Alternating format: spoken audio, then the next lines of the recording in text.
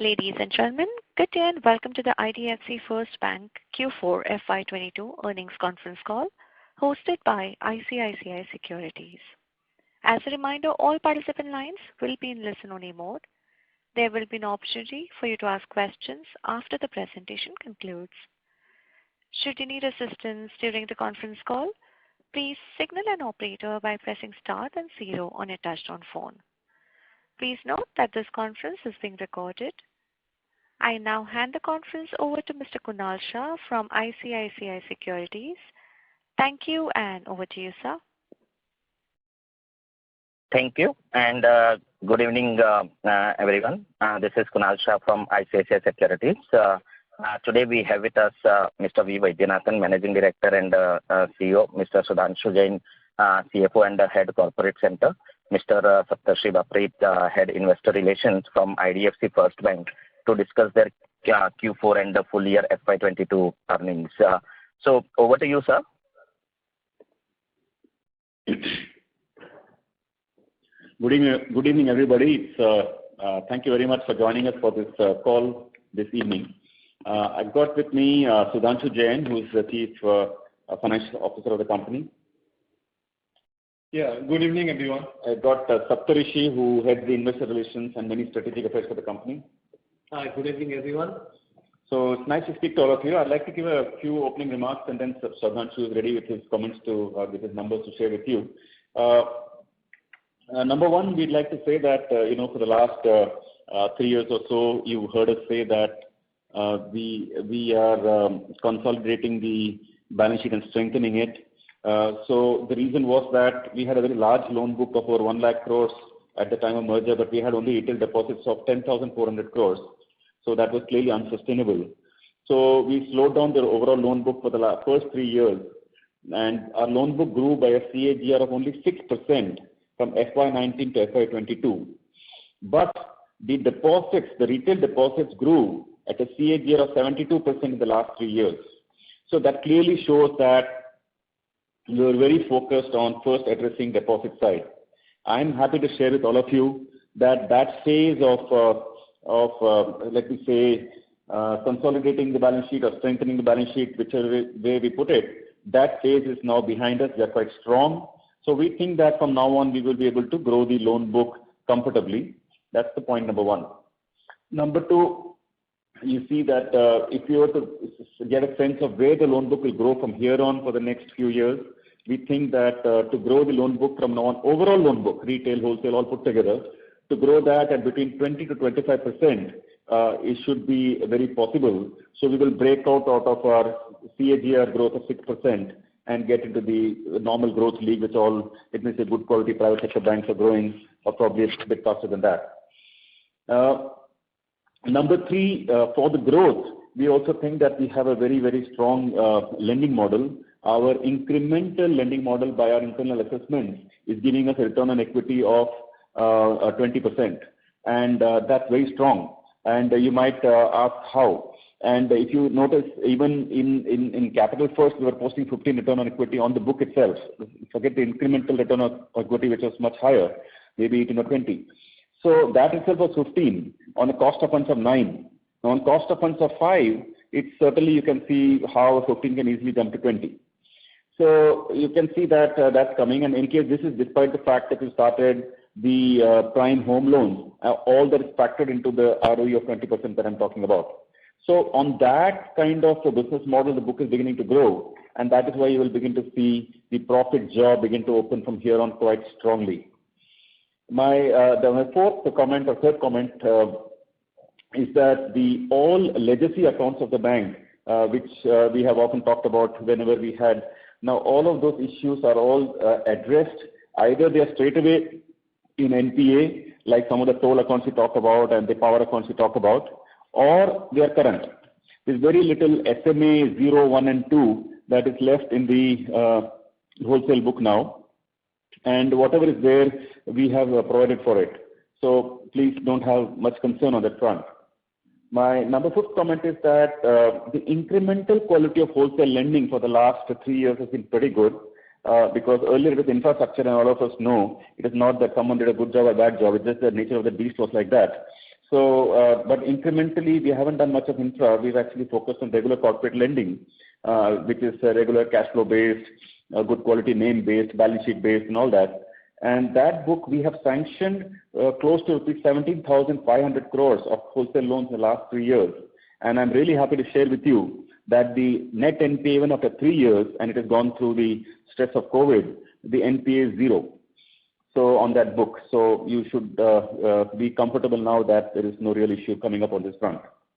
The fifth point is that you might say, listen, if you're going to grow the loan book by 20 to 25%, that's on a loan book of 1,22,000 crores, which means our loan book should grow by anywhere about 20 to 30,000 crores a year. You might say, look, where are you going to get 30,000 crores of deposits for doing that? I must say that, in the last 3 years alone, we've grown retail deposits by rupees 54,820 crores. Now, that's retail deposits, so retail CASA, retail term deposits. That really shows that, and by the way, last 3 years, we've had every problem, I think, around, we were a relatively startup bank, we had COVID, we had, lots of issues and all that. But basically, despite that, if money could come to us, we can clearly see that we will be in a position to fund ourselves for that sort of a deposit growth. We feel, frankly, very comfortable on that front. To put it in context, our CASA, for example, is now nudging 50%, and it's been around that number for now 4 quarters in a row. And we feel quite confident that even next year, we will be able to sustain our CASA at 50%, give or take a few basis points here or there.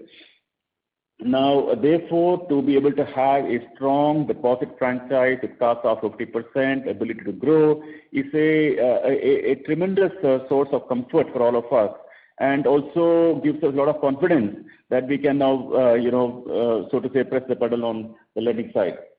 The next thing to remember is what's happening on the, you might say that, look, you might grow the loans by 25,000 crores. So what's the quality? Now, our asset quality, I'm happy to say that the gross and net NPA for the bank, for the retail side, and we specifically call out retail because that's the large part of the book, as you can know. And when we say retail, we mean both retail, the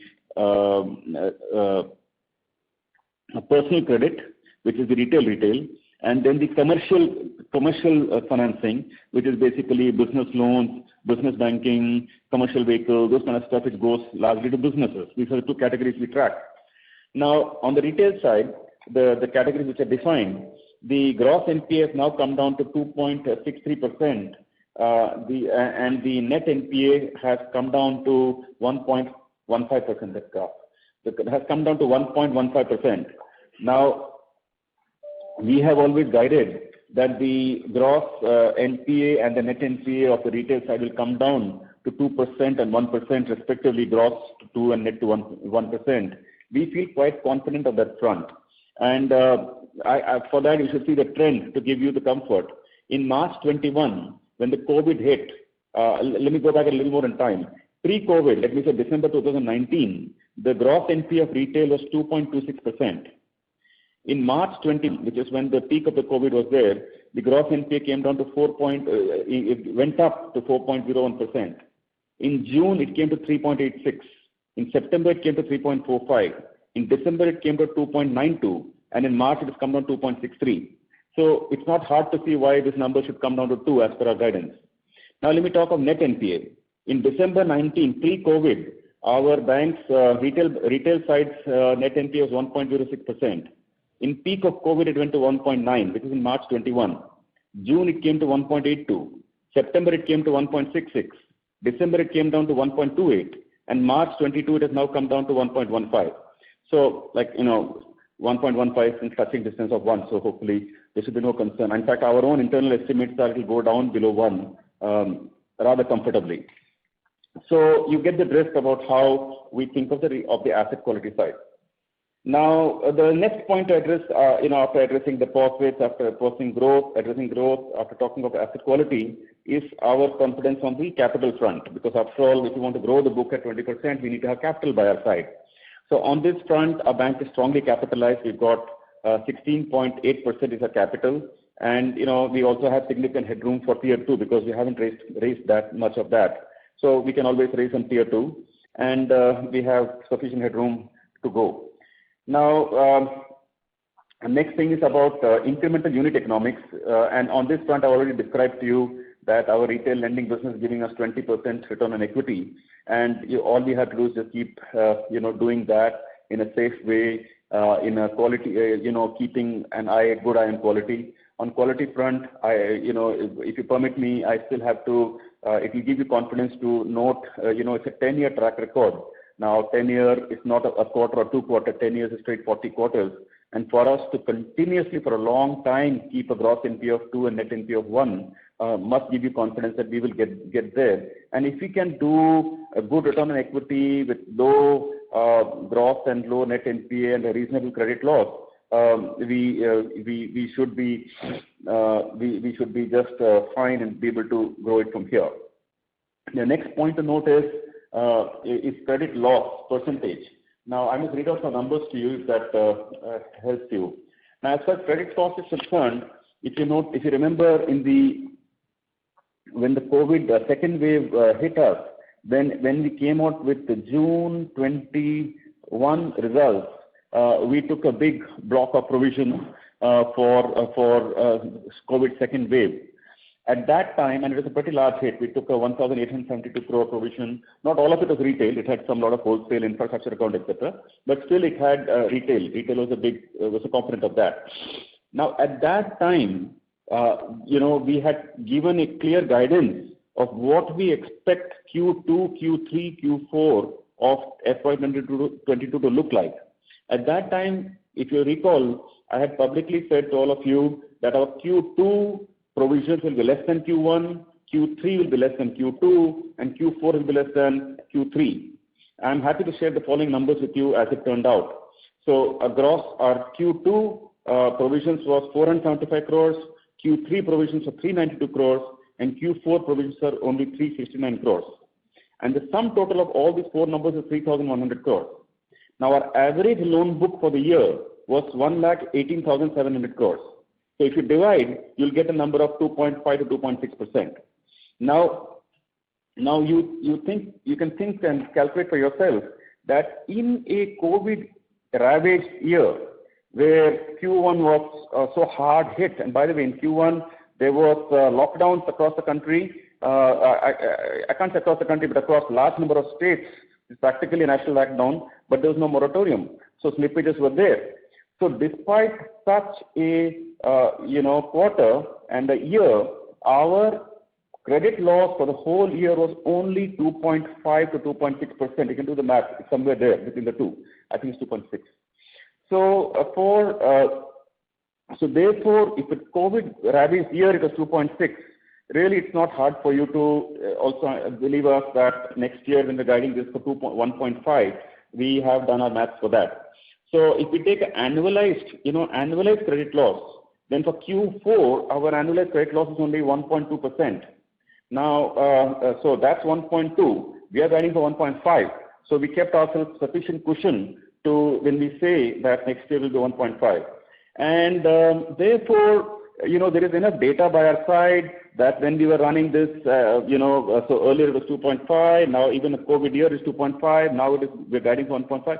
So you get the drift, and therefore we believe that that we are building pretty much a phenomenal model at our end, where we are able to lend to multiple segments of the market, also the prime home loans, but also to a two-wheeler customer, also to a consumer durable customer, also to a personal credit customer, also to a credit card customer, also to micro enterprises, also to business loans.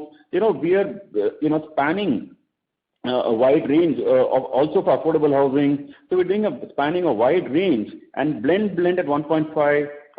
It's really a good number. We are frankly very happy about it. We're just waiting to. We just wish we could fast forward time and be able to report 1 year forward numbers to you. And I'm just waiting for such a day when when we'll be able to share our numbers with you a year from now. So we are that much tails up internally. Now, coming back to the last thing about, two more things I want to share with you is the fee income. Now, our fee income is not only from the businesses like your, loans. We have this income coming from loans, of course, where we get disbursal income and prepayment income and all that kind of stuff. But also we also get income from on the liability side, from insurance distribution, mutual funds give some annuity income. On the wholesale side, we make income in the form of LCBG, etc. Wealth management is growing pretty well for us. Then the cash management business is firing very well. We've got a really fantastic cash management product. Basically the list, the span of business that's giving us income is it's pretty good for us. Now for us, retail fees constitute 84% of the total fee income. So if it's retail giving us 84%, we know it's sustainable and can pull through. Next few quarters can only grow from here. Now, I've got only 2 more points to add to you. One is that as a business model, since we're building it ground up and we don't have a legacy, so to say, in a business model to worry about in terms of what we are incrementally building on retail side. So every product of a bank is very much a customer-first product. For example, if it's credit cards, you tend to think of it like, there are lots and lots of fees and charges and some lot of opacity oftentimes. Everything about our bank is transparent in the way we design the product. Similarly on the loans and all that, on the deposits and all that. So that's one thing. And then my second penultimate point is about the operating profits, and this is very important. Now, in terms of the operating profit, let me read some numbers off to you. Yes. Now, you should note the following numbers. In FY19, December 2018 is when we merged. So we have taken December quarter operating profit, December and the March quarter. Then we have taken them together and then we've annualized it so that the full benefit of Capital First and IDFC Bank is coming in it. So that number, and then after annualizing it, we find the operating profit of the bank post-merger, so that there's a like-to-like comparison, is 1105 crore. In FY20, this number shot up 60% to 1764 crore. In FY21, this number grew by 8% to 1909 crore. This is a COVID year where obviously income was troubled. Then in FY22, this operating profit has jumped from 1909 crore to 2753 crore. There's a growth of 44%. So you can clearly see that there is a 3-year CAGR of 36%, including a COVID year. And therefore, our big, so to say, happiness is coming from the fact that the operating, all of you might point out that our operating expenses of the bank are quite high, which frankly I agree. But I'm saying net of that expenses in the bank, our operating profit has jumped by 44% in last year, from 1909 crore to 2752 crore. Now, that alone even doesn't tell the full story. Now you compare this quarter by quarter. If you take quarter by quarter, again, the Q3 FY19, the quarter in which we merged, our operating profit excluding trading income, which is basically which is like a core, was 276 crore. Now this quarter, this number, the Q4 FY22, this number has touched 836 crore. Now just think, 276 going to 836 crore, despite whatever expenses we may have. So we are feeling really very good about our incremental economics of this bank.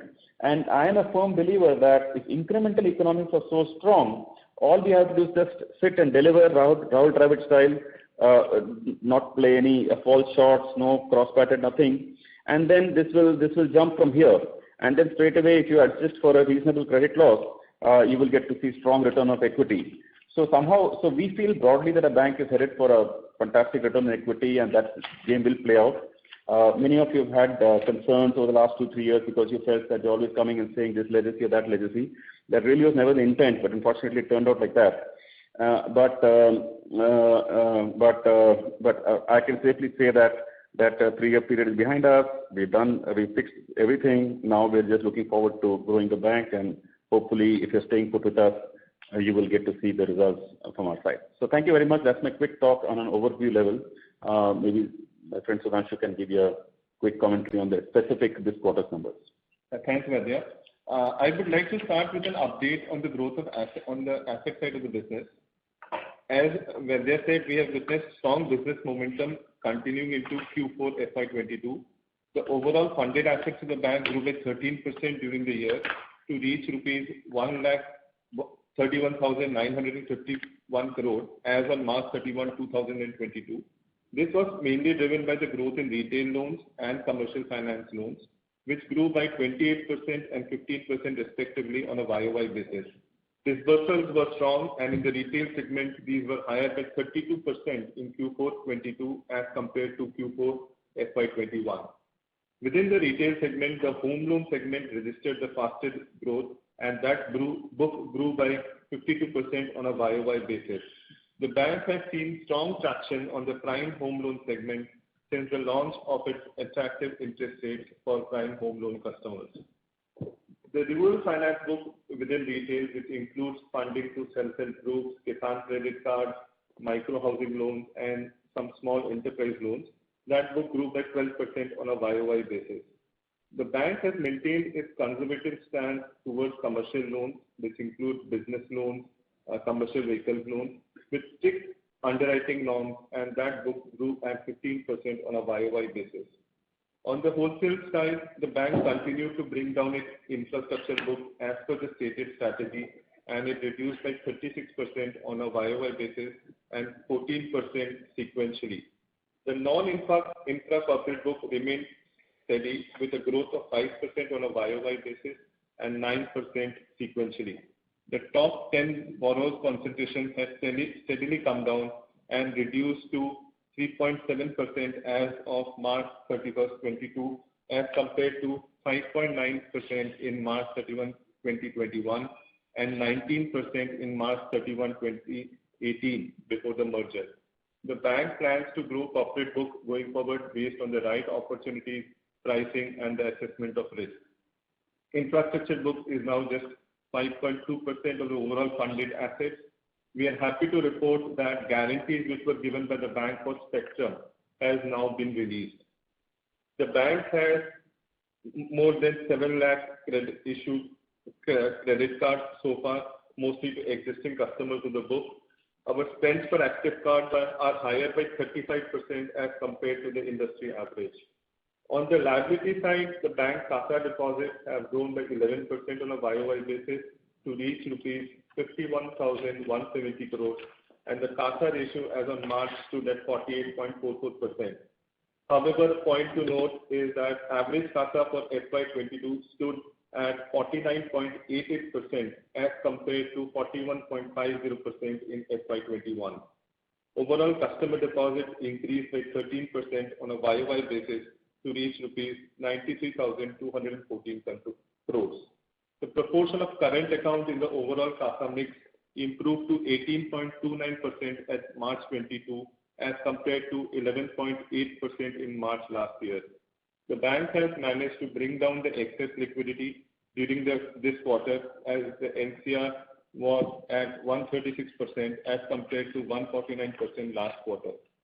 As the business and economic environment revives going forward, there would be scope for further improving on this metric.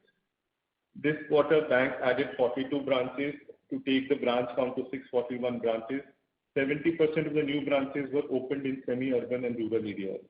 The bank has substantially granularized the liability base since merger, and CASA and TD less than 5 crores stood at 85%. In terms of asset quality, Mr. Vaidyanathan has covered that we have seen a substantial progress. Our provision coverage ratio, including technical write-off, has increased to 70% at March 31, 22. And if we exclude one Mumbai toll account which became NP in Q1, the provision coverage ratio stood at 77%. Of course, we have seen a sharper improvement in the retail segment. On the P&L front, very quickly, the bank has seen strong growth in profitability. NI for Q2 increased by 36% on a YOY basis and by 32% on a quarter-on-quarter basis. The net interest margin improved to 6.27% for Q4 FY22 from 5.17% in Q4 FY21, driven largely by decrease in cost of funds, and however asset yields stayed broadly stable. So for the full year, the net interest margin stood at 5.96% as compared to 5.03% in FY21. On the fee front, again, there was a healthy increase of 40% on a YOY basis. The fee was 841 crores as compared to 600 crores in Q4 FY21. For the full year, the fee increase was 66%, and the fee for the full year was rupees 2691 crores. Fee income growth was largely contributed by increase in fees related to loan sourcing, higher transaction fees, and wealth management fees, as Vaidya mentioned.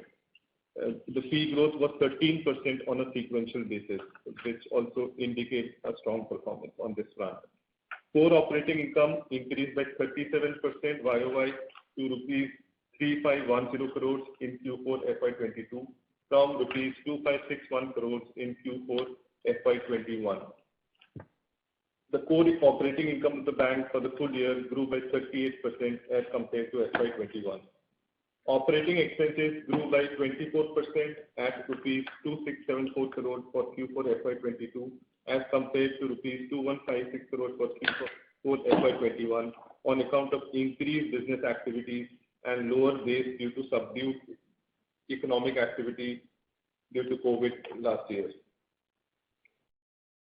As a result, the core operating profit of the bank for Q4 increased by 106% to rupees 836 crores from rupees 405 crores in Q4 FY21.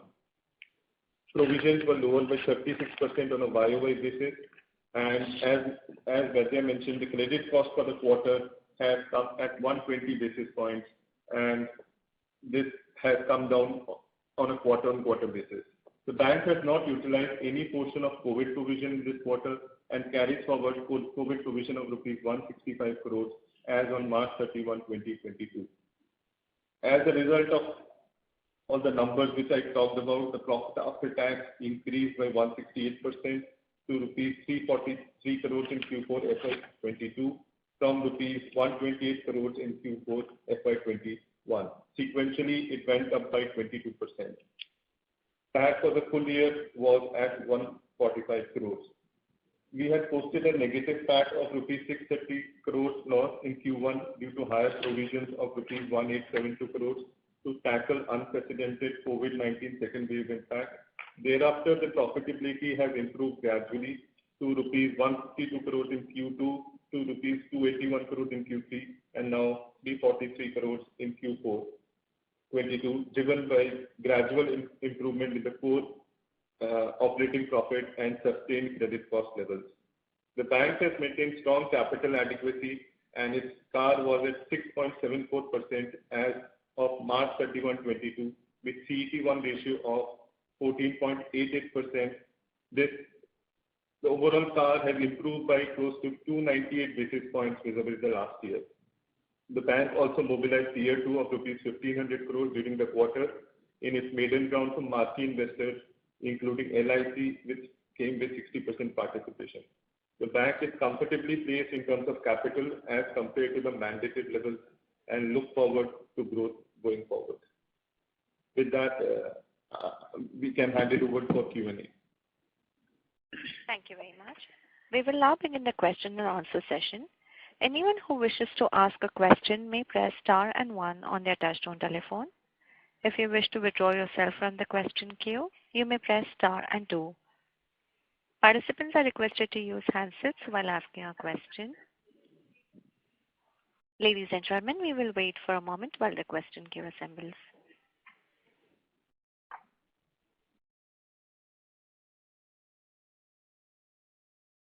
The first question is from the line of Ashmunka from Asterix Capital. Please go ahead. Thank you for this opportunity. So I had this amazing experience with a pre-approved credit card from IDFC First Bank. So it was actually on my app to use seconds after I agreed to the document you sent. So the tech stack supporting such functions shouldn't have been as simple to develop as has been the experience. and would definitely entail a good amount of operating leverage as the volumes increase. Other than this, we have also observed increased tech hiring and marketing regarding the same from IDFC's side on platforms like LinkedIn and YouTube. So what's the bigger picture, Vaidyanathan sir, and how should an investor expect this to transform IDFC First Bank's way of doing business 3-4 years down the line? Thank you. Thank you for that, for the experience you shared. It makes our team feel better. Thanks for that. Now, yes, we have spent the money building all these good stacks and giving our customers really good experience. And the benefit we see is actually lower cost, on an incremental basis. For example, in the credit card business, I don't know, you'll be surprised to know we have no DSAs. And the entire, as you know, the industry for the last 20, 30 years has been built about asking DSAs to originate credit cards for you. And we have 7 lakh cards, no DSA. So this ability comes to us because we developed good processes. And then we, of course, reach out to these marketing channels and we originate loans. So we believe it will pay back, in terms of operating leverage in the years to come. That's one of the reasons why we are very bullish about ourselves, which you can't see today because you're seeing the numbers today and probably happy or unhappy about some of the numbers. But we internally feel happy because we know that you fast forward the story 1 year forward or 2 year forward, straight away the income will rise rather a bit disproportionately. Makes sense. So, sir, what is the top and mid-level management attrition rate for FY22 and how do they fare to the industry?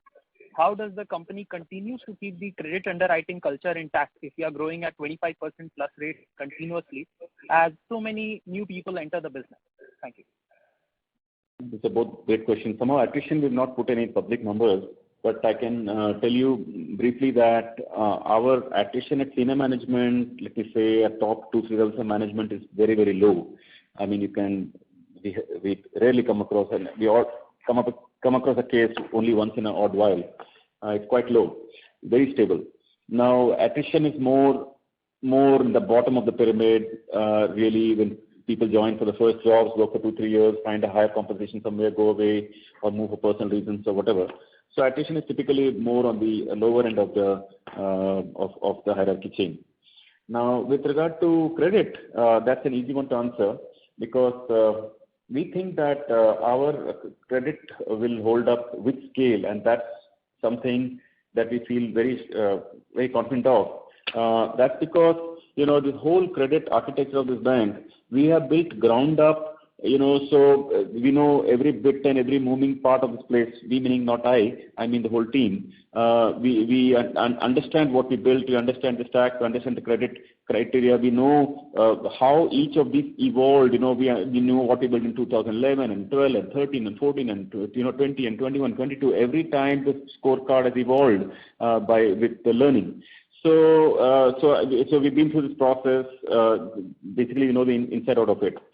The second thing is that, in due course, underwriting capabilities in this country has only improved because of more availability of data and ability to scrape data from multiple sources, etc. So what we do is actually not just believe in these in this numbers or these processes alone. We even track ourselves by certain outputs. So there are certain number of things we track. We track to monitor whether it's performing well. For example, we track of the loans we booked, what is the number of customers who return checks next month itself. We call it first EMI. The check bounce, but check is only metaphor, normally, Nash. But we say that first EMI check bounce is X percentage of what it was. So I'll give you one number. For example, pre-COVID, if the index was 1 of check bounces, today, on the first EMI bounce basis, for the definition I said earlier, the check bounce is 0.7. So check bounces are 70%, only 70% of what it was pre-COVID. Then we track similarly bucket 1, bucket 2, bucket 3. We check SMA. Then we check vintage analysis. We check recovery. So we track many fronts like these. And frankly, we are very, very cautious about this because the last thing we want is to have a problem in credit loss on our book, maybe a few years from now. That won't smell right for us. So we're very conscious about it. We have the right tools, the right technology. So we feel confident. Just a final question from my end. So as per our aspirations, we want to become a world-class bank. And our today's balance sheet is nearly at 1.9 lakh crore, and the plan is not to stop until the numbers become much, much larger. So what are the current biggest weaknesses that stop us from becoming one, and the ones that you are focusing to resolve over the next 5-7 years? The truth is that when we say world-class bank, and the thing is, it's not, the size alone doesn't make anybody a world-class bank, and maybe there are some amazing institutions that are also large and also world-class. That's also true. But in our case, our loan book is only 1,20,000 crore. So for us, even if we grow at 20-25%, at 25% you can double your balance sheet in 3.5 years.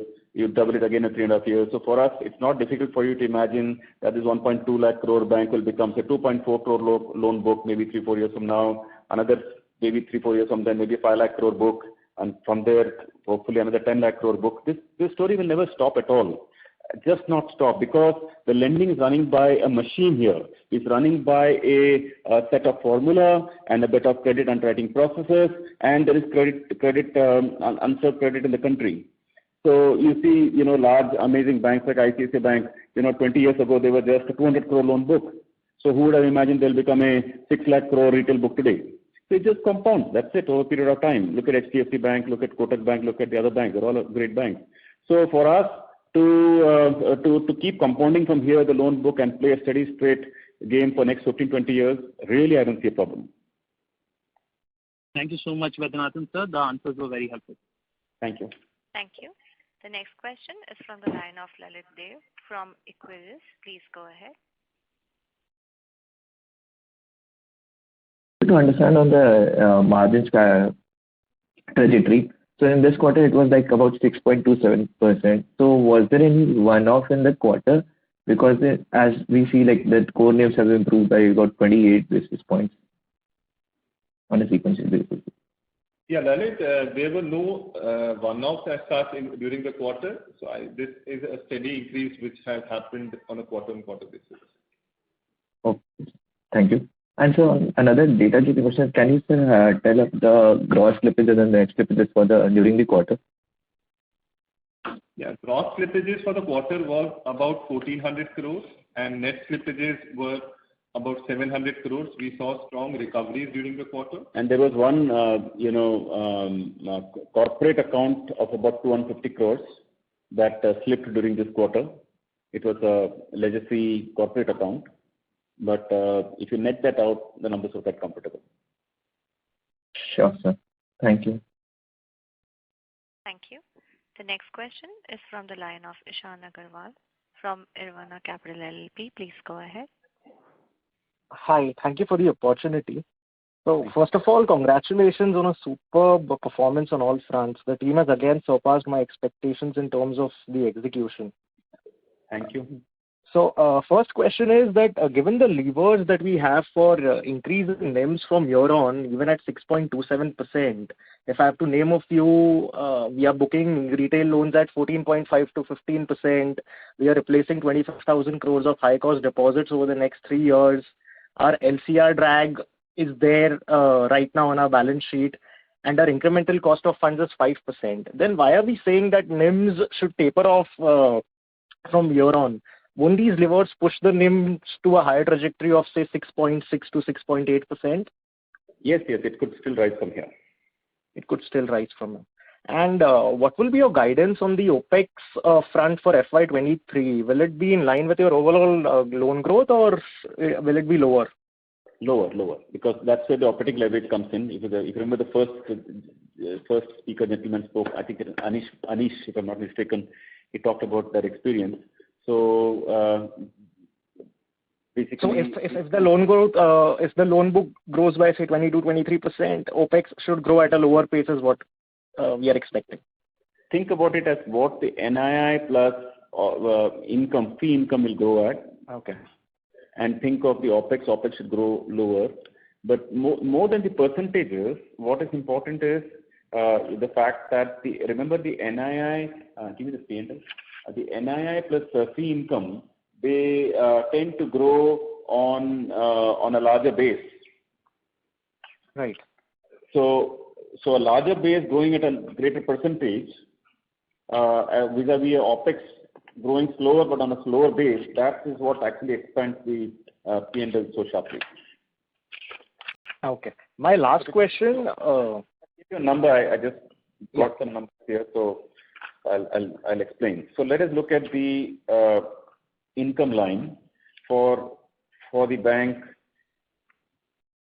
for financial year FY22.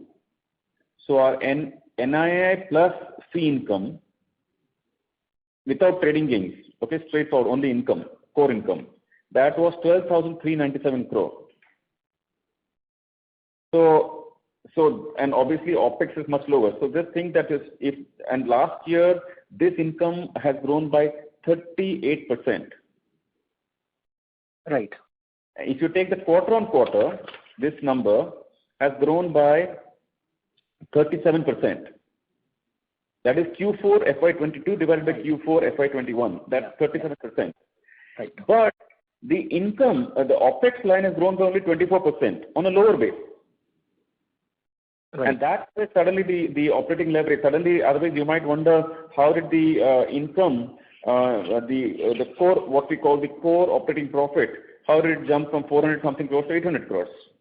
This is the reason. And this is what makes us feel good about next year also. Hopefully when we talk, say 1 year from now, you'll see that the income would have grown further and OpEx would have grown at a lower pace. Okay, great. So my final question is, we've achieved 2 of our primary 3 goals that we had set at the time of the merger in terms of the liabilities issue being sorted, the asset quality issue being sorted. On profitability, when do you see the bank reporting double-digit ROE?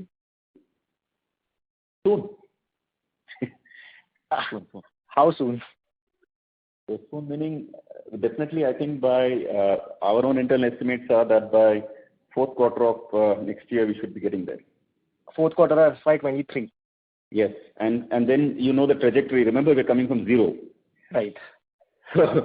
So we already touched the 6, and next year if we can touch 10, then you can imagine what the next year exit quarter will look like, and then we are like any other good bank, you know, in the mid-teens. And then actually our own belief is that we will not be mid-teens bank. We'll be a little higher than mid-teens banks when this story stabilizes. Do we have any capital raise plans for FY23? Given we already are envisaging a 20-25% loan growth. Tier 1 capital I'm talking about. No. Okay. Thank you. That is helpful. Thank you. The next question is from the line of Rohan Mandora from Equirus Securities. Please go ahead. Yeah. Hi, sir. Thanks for the opportunity. Sir, I just want to understand, can you help us understand in terms of the OpEx expenses between, say, fixed OpEx, business-linked variable, and future capacity building? What is the split, and in the last 2 years, how have each of these line items grown? Well, we don't have any of those numbers ready for you, unfortunately. Maybe we'll try next time. But let me just say that we definitely, portion of our expenses are towards building the future. There are 2 types of expenses we are having. One is, of course, run the bank as usual. Second is remediation of any of the existing systems. For example, if the tech stack and many of the parts of the tech stack require remediation because some part may not be right, maybe the core systems, maybe the enterprise service bus, maybe the channel-facing tech systems, maybe the CRM. So some of these things often require, or maybe some systems doesn't talk to each other or reconcile with each other. So those kind of things, remediation work is always there. The third sort of expenses, of course, investing for the future, which is basically building a really future-ready tech stack, and they're very focused on that to build those kind of capabilities that customers can get, instant solutions. For example, we're going to launch.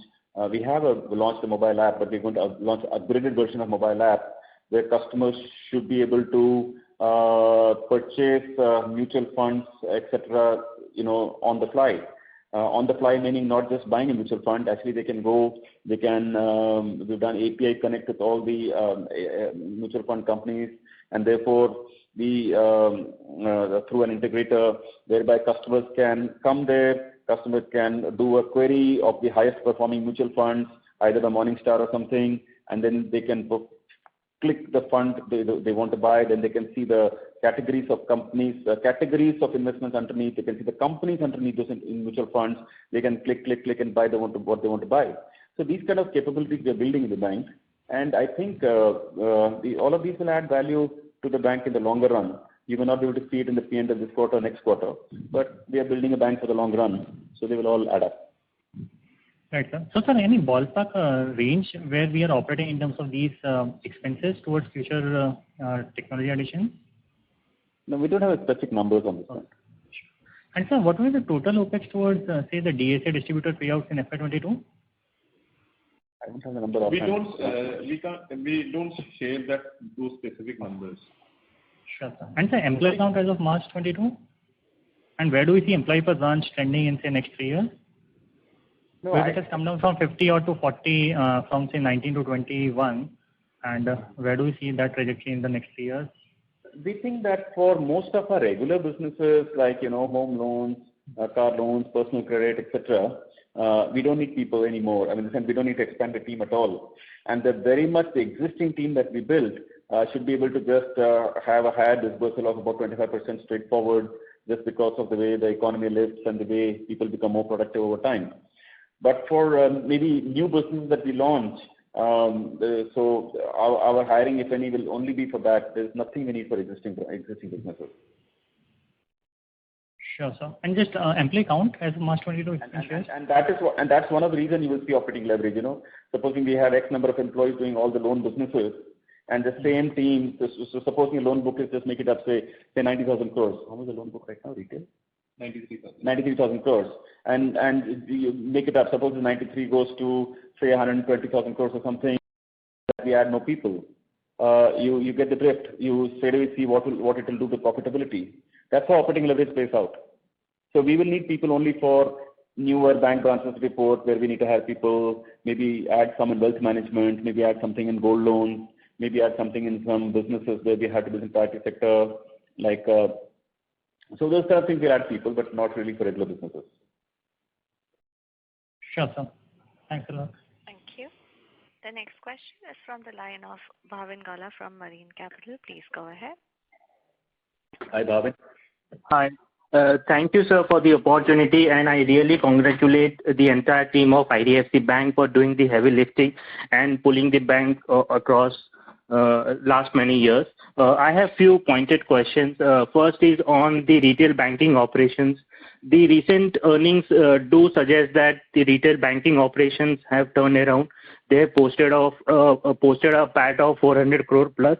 So what explains this turnaround? Was there a one-off, or the entire contribution of has come from recurring activities in terms of from the revenue stream?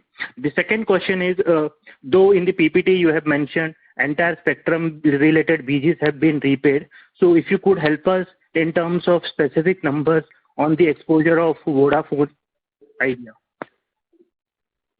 Yeah, that's from my side, sir. Thank you. Yeah. So on the retail front, definitely there has been a turnaround. We have seen lower provisions during the quarter, and hence what you see in external segment, that for retail banking there is a profit of 430 crores.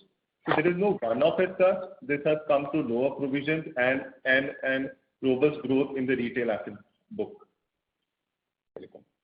And on the telecom front, about 2,100 crores of guarantees were released. This was towards guarantees given to Vodafone and Bharti. And on Vodafone now we have an outstanding of about 500 crores. This exposure used to be about 3,200 crores at one point of time. Thank you. And one last question. So if I heard correctly during the call, the blended growth for the asset book for FY13 is in the vicinity of 20 to 25%, right? We are not referring only to the retail book. The 25% of loan asset book is on the blended book. That's right. Correct. Thank you very much, and all the best for the future. Thank you. Thank you.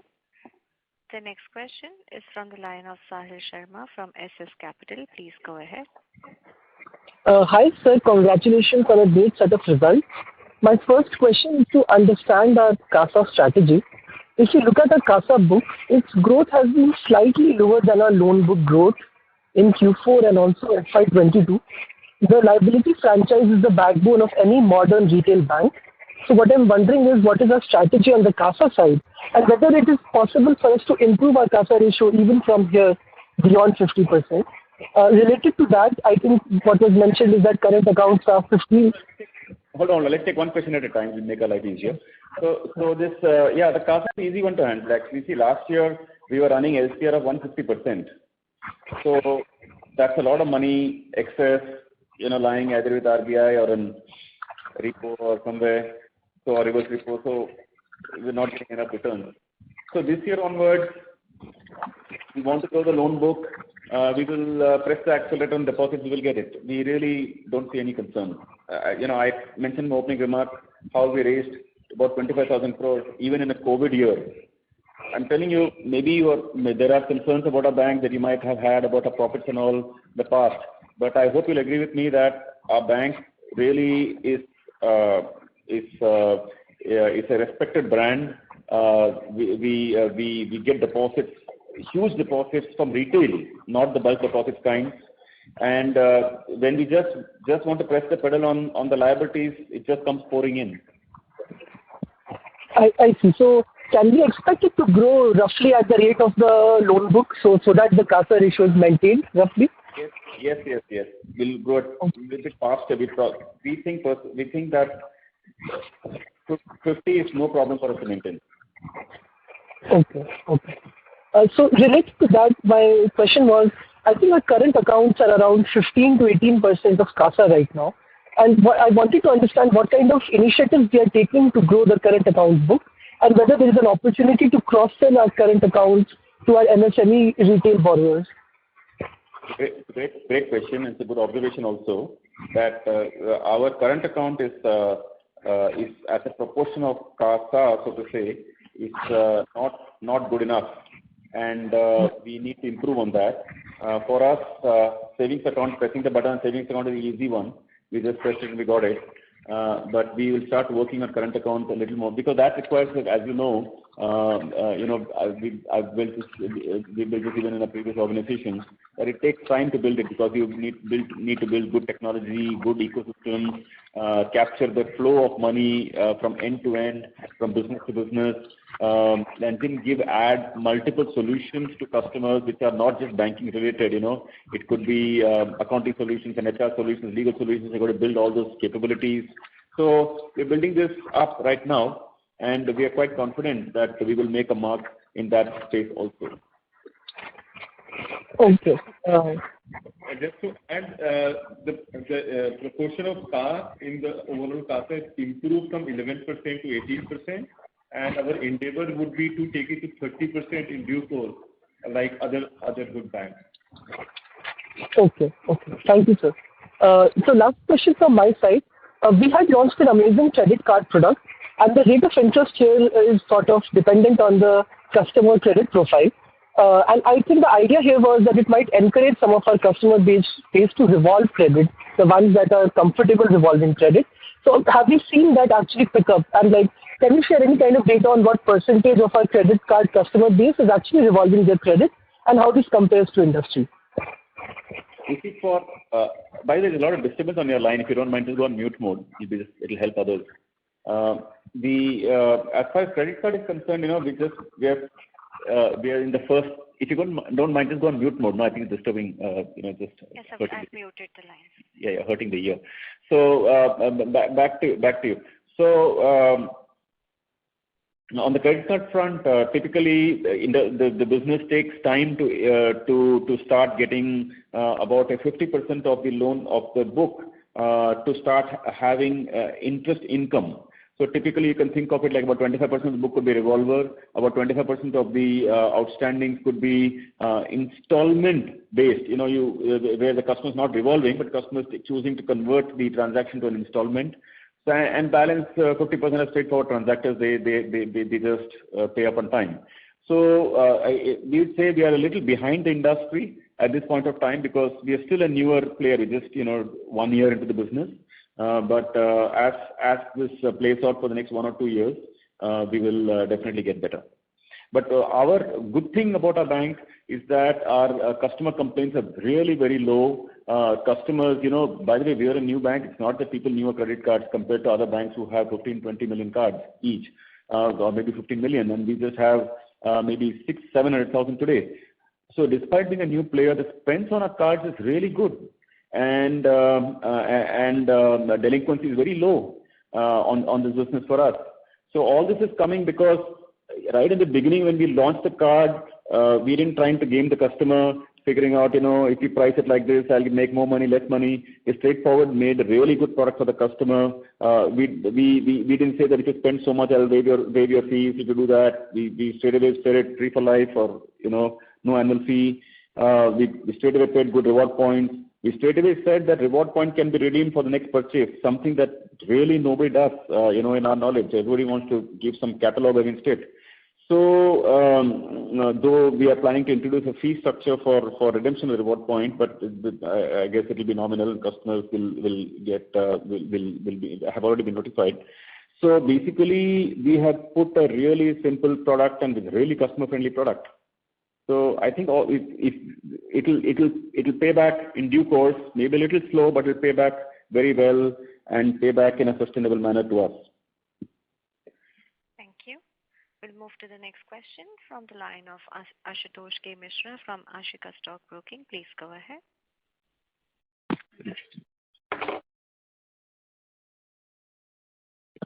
Ashutosh Mishra, your line has been unmuted. Please. Hello? Sorry. Yes, Yeah. please proceed. Yeah.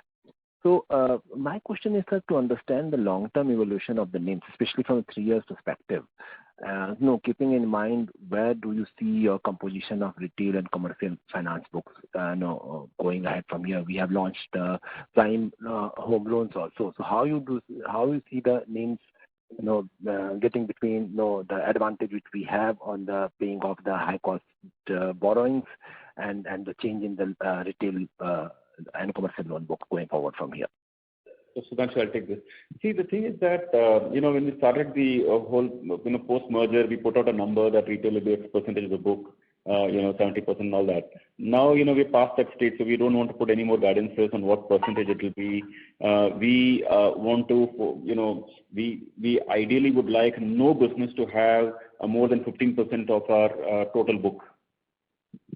So we have just so many businesses. We have credit cards, we've got personal loans, we've got commercial vehicle, car loans, home loans, loan against property. We've got rural financing, and we've got wholesale credit. So the way now we're thinking is not in terms of maybe 70-30, 80-20. We don't have any of those benchmarks now. We are beyond that stage. Now we are focusing on saying that we launch so many businesses, everything stays below 15, except for mortgages and loan against property, where we would like them to be, where we'd like the cap to be about 20% each. And in the corporate side, we don't have a lower limit, but we don't. We think that about a upper cap would probably be 30%. So we are more worried the upper caps, not the lower caps anymore. Okay.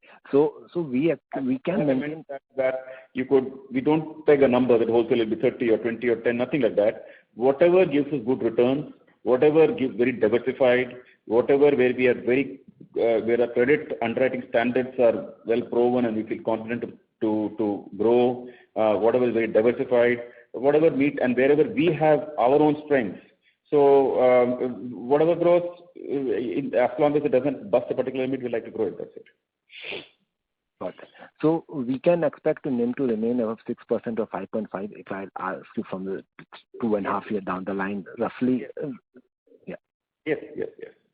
Okay. My second question is on a again same way on a fee income front. So 80% of our the core fee income comes from the retail front. So do you see the growth to remain in line with the growth of our retail loan book, or do you see some changes or some because we are hearing a lot of technological product may impact the retail fee income growth of the bank in general. So your view on that, sir? Yeah, I'll take that. If you see our fee income to total income is about 22% as a ratio. Again, we feel that we have a lot of opportunity to increase in there. Of course, some part of the fees comes through lending, right? But there is a huge opportunity to earn fees through non-capital consumption linked revenue sources like your trade, like your toll, like your credit card, and so on, and also selling third-party products, right? So we feel that we will be able to register strong growth going forward as well, and there is a huge opportunity to increase. Okay. And on OPEX front, does bank have any internal cost to CI ratios target, and how do you see that panning out over the next 3 years? See, very clearly, we should not take a startup bank first 2-3 years cost and try and think that this is going to be the eventual cost structure of this bank. It won't be.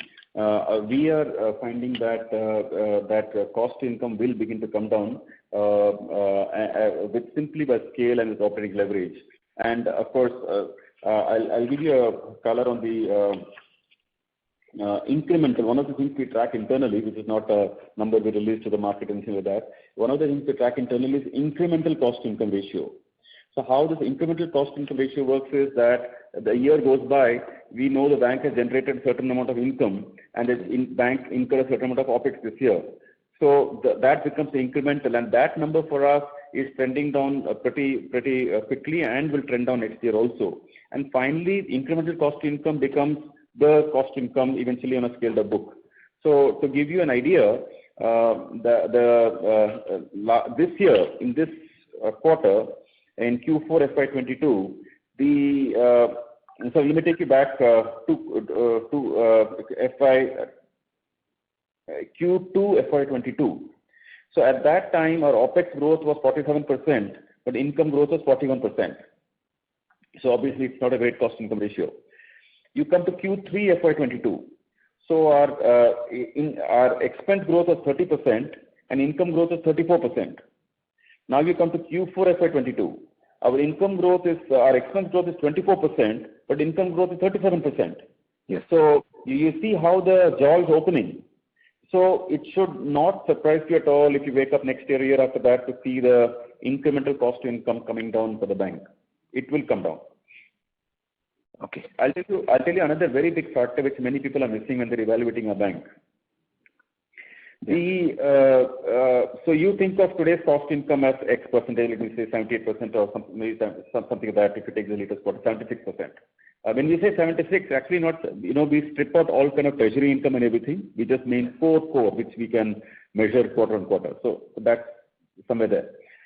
Now you think that there are three businesses that is dragging this down. You know those three because we call them out. One is credit card. In the credit card business, our expense is more than our income by close to about 320 crores. Yes. Okay, so that's been basically the loss of the year. Now that plus a bit of credit cost. So now obviously we're not going to be incurring 324 crores of gap between operation income forever. It's just the stage of building it. So let's say that make it up that next year it comes down to 100 crores. The year after that, it breaks even, and frankly, it will become positive in our opinion. So that's one item. Just keep it there. Number two, on the retail liability side. So we've told you that it's incurring a loss of about 325 crores a quarter for us. You multiply that by 4, about 1,250, 1,300 crores we're losing in that business because these are branches, ATMs, everything we set up to build up CASA. Yes. Park the number there. Now the legacy item of that what we talked about, 27,000 crores at 8.8% we are monitoring. So you add these three numbers. Now simply add back, because you know we're going to fix this for sure. Certainly we're not going to run the bank like this forever. So you just add back those three items back to our income line, which is where it will head for sure. And then you will see our cost income has already come down to 64. Already, even today. Just add back these three numbers. Okay. So which means that if you did nothing, just fix these three items and don't do any more operating leverage, will be 64. Then on top of it, you add operating leverage. So it will come down to 50s. So I can clearly see that this bank is getting to a 50% cost income ratio. It's only a matter of time. You're there, I'm there. You can see the numbers as they play out. Sure. Sir, the last question I like to on credit card. The RBI has come out with the new regulations on that.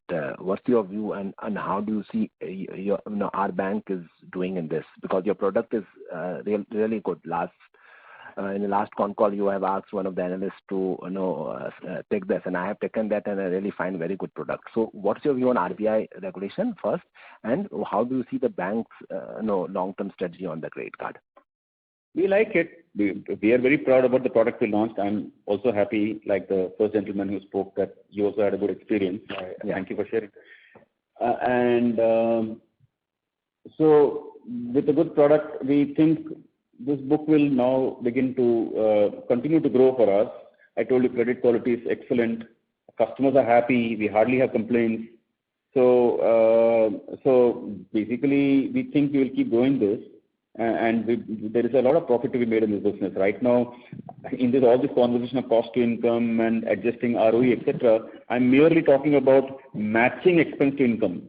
Eventually, there's not going to be a matching thing. This is going to make, in our opinion, maybe 3-4 years from now, our internal estimates are we'll make a PAT of not less than 500 to 600 crores on credit cards alone. Okay. So that's the kind of picture we are seeing on this business. And with regard to your second question, frankly, the norms are good norms. They basically inactive cards will get weeded out. And anyway, we're a new bank, so we don't have much to lose on the existing base. And we don't have co-brands yet, so even the co-brand issue doesn't apply to us. Okay, got that. Thank you. The next question is from the line of Jai Mundra from B&K Securities. Please go ahead.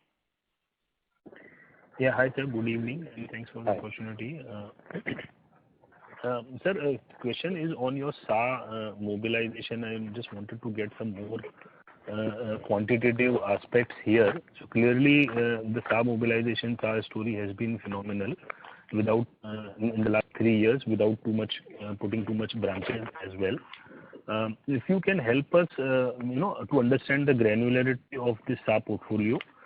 Clearly, your LCR disclosure shows, as per the last quarter, that it is fairly granular in terms of if I do the retail regulatory retail breakup, is probably in line with some of the larger peers. But I just wanted to understand if you can further break that into ticket size, whichever you feel appropriate, maybe 2 lakhs, 5 lakhs. Or maybe even 10 lakhs, as to how much is, between certain ticket sizes. And if you also have the breakup for individual, wholesale, government, trust, etc.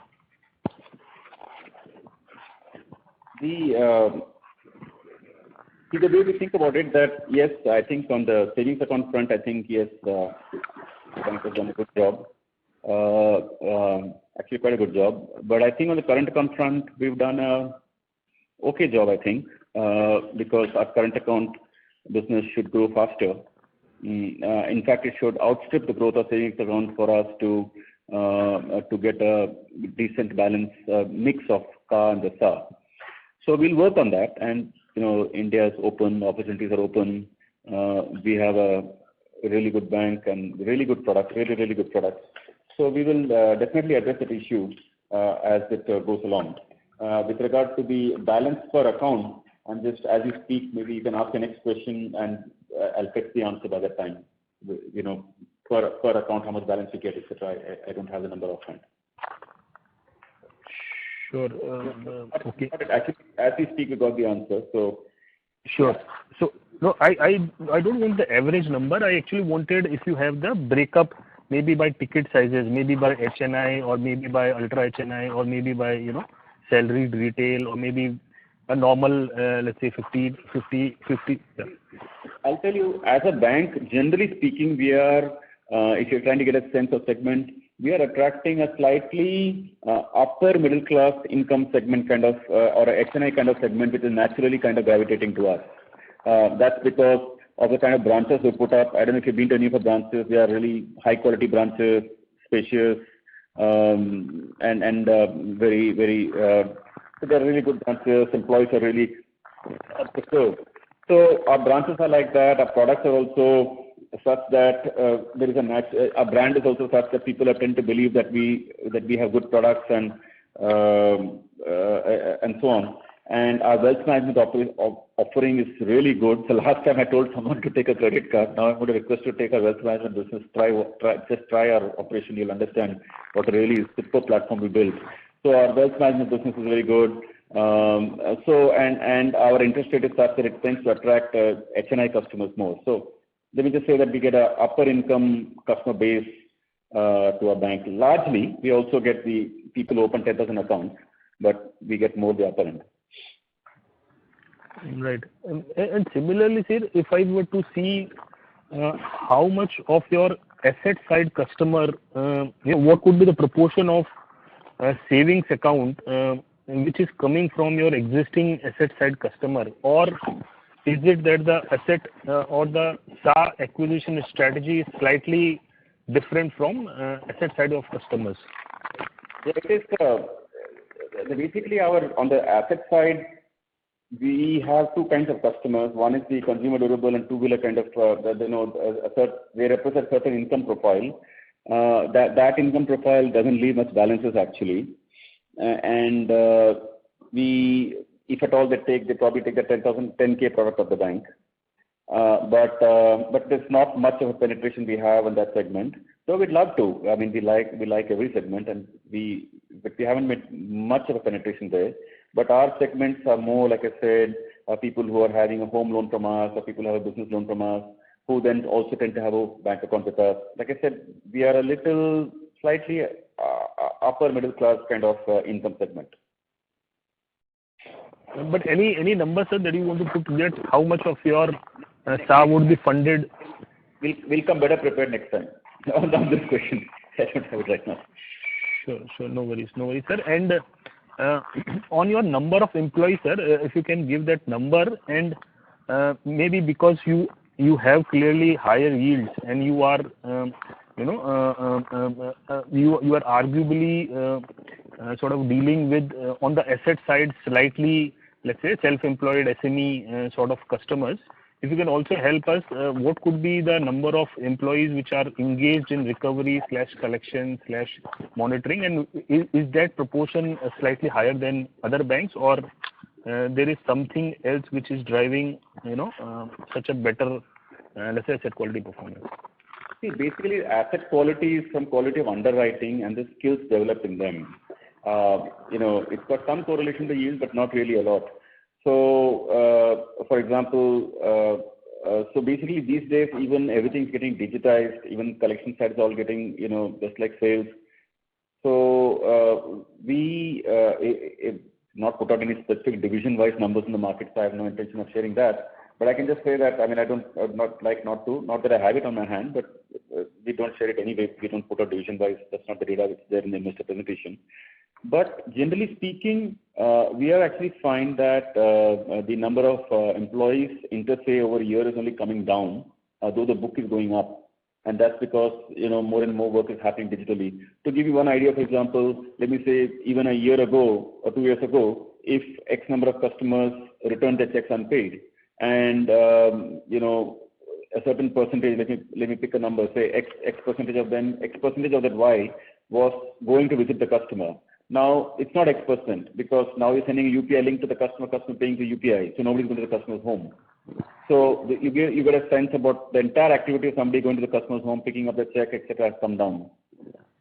So that's why that's where all these operating costs also comes down, and you get the drift. Right. Thank you. Right. So I would request you to please come back Sure. to the queue or email your questions. Thank you. Due to time constraint, we will take the last question from the line of Aditya Shah from Vikram Advisory Services. Please go ahead. Congratulations, sir, on the wonderful set of numbers, and I've been looking at the improvement over the last 3-4 years, that as you've mentioned. My question is, what should we expect as steady state NIMs for the next 2 to 3 years? I know many people ask this question actually, but we like to play it, along. There are some reasons why we feel it will go up. There are some reasons why we feel it will come down, and we've got to, take it as it comes. If you're doing more home loans, NIM should compress. We're also doing the other businesses that are going very well with good credit quality that should increase the NIM. So we don't know where it will settle, but let me just say that it could inch up from here. Right. So that is for this year, but overall on a 2-3 year basis, should we expect anywhere between 6 and 7%? Yes. That's our internal estimates also. Probably not. We're not touching. We're not pegging it at 7, but certainly should stay in the 6+ league. All right, sir. My next question is, why is there a sudden change in the savings bank interest rates in the last 1 year? First we were at 7, we came down to 6, then to 5, and then again to 6. Probably from 1st May we are doing it for balances above. I'll tell you why we did that. It's a very simple answer. See, last year, there was just too much of excess cash for us. The way I told you that in the COVID year of 2021, I said this number to you earlier, we got 26,000 crores of cash, pouring into the bank at that rate. Now, we couldn't take that because we were not doing the loan book. What do we do if another 25,000 crores lands up? So we had to reduce the rate at that point of time. And as you could see now, then we slowed down the growth of deposits, and we were still very liquid. It's still sitting at 130 and 40%, even today for that matter. But then this year onwards, we are seeing strong growth. And that's why we have, touched it, except that we're doing on a progressive basis this time. We're not paying from the first rupee. So that way it doesn't add to the cost also much. But yeah, of course, we're paying 6 and other banks are paying 3 or 4. Obviously, it's going to be a higher cost for us. But really, like I said, it's more a measure of how much money we need. I've always told people that I am not going to take a position that we will never raise it, we will never drop it. I don't see any of those things. I'm playing cricket. I could go front foot. I could go back foot. I could do anything. Whatever the ball deserves, I will do. No, but it's just that it's quite sudden. That is why in a year's time, from moving 3% down, 2% down to moving 1% up. That's why that is why this question, because it doesn't give stability in terms of the customers who are your saving bank customers, because the expectation changes pretty fast in 2, 3 months or 6 months. No, I appreciate the question and I appreciate the comment also. You're absolutely right. But thing is that, for a whole year, we kept it at 5%. And so it's not like we changed in 2-3 months. So for a whole year, we kept it there. And even now, as we speak, really as we speak, we don't need money at 6%, really. But then we're preparing for the whole year. We are seeing a strong demand coming up. So we didn't want to be, we want to be just prepared, so to say. All right, sir. And my last question is regarding the reverse merger with the IDFC Limited. Since their AMC has been sold, when do we expect any announcements on that front? Really, I'm not able to make any comment about that at this stage. Okay, so should we say 6 months to 3 months or somewhere around that time, because probably things will get sorted by then? No, I understand the question, but unable to comment because, we did inform our interest to take the merger process forward, which we still maintain. But, so there's no doubt or there's absolutely no issue about intention from our side. But I think to put a time to it is difficult because you don't know, there are so many points to close before you get to that point. So, but there's no intention issue. Definitely intention is on, but things have to work out yet. All right, sir. Thank you so much for your answer. Thank you so much. But the earlier someone asked a question about return on equity, and we half answered. I mean, we answered kind of. Now you see this quarter's profit, 340 crores, and then you multiply that by 4, and you know that, and then you annualize it, and then you divide by our equity. We are already now looking, pretty much better than what it was before. Not that we had a great benchmark in the past, it's pretty low, but at least it's becoming respectable now. But it's still lesser than respectable, I'd say. But then we are for 3 businesses, the ones that I named earlier, credit card, retail liabilities, and legacy liabilities. These 3 alone, if they were to just break even, forget being profitable, if they were just break even, we will add on a PAT basis, post-tax basis, 500 crores a quarter. So you add that 500 crores to the 340 crores, that takes us to about 840 crores. And you annualize 840 crores into 4, that's 3,400 crores. and you divide 3,400 crores by 20,000 crores, or 21,000 crores, you get to see that you're already touching an ROE of 15% plus. So therefore, it should not surprise you at all when we touch a 15 ROE, because all we have to do is just touch the 3 buttons and zeroize them from loss making. So if any of you have any concerns about our return equity, I'm telling you, we are already there. Only we've got to work on those 3 items, and rest it will increase. So don't at all be surprised when our ROE touches 15, and it'll definitely happen. And then you can imagine what a well-governed bank with a good ROE, growing at 25%, technologically very abled, what we should be valued at, and you can do the math for yourself. That's all. That's all my closing comment is. But anyway, I want to just say thank you to all of you who are on the call and for talking to us. Thank you everyone for joining. Have a great weekend.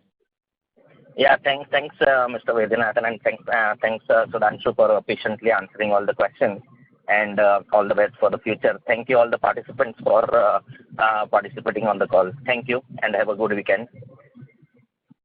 Thank you, everyone. On behalf of ICICI Securities, that concludes this conference. Thank you for joining us, and you may now disconnect your lines.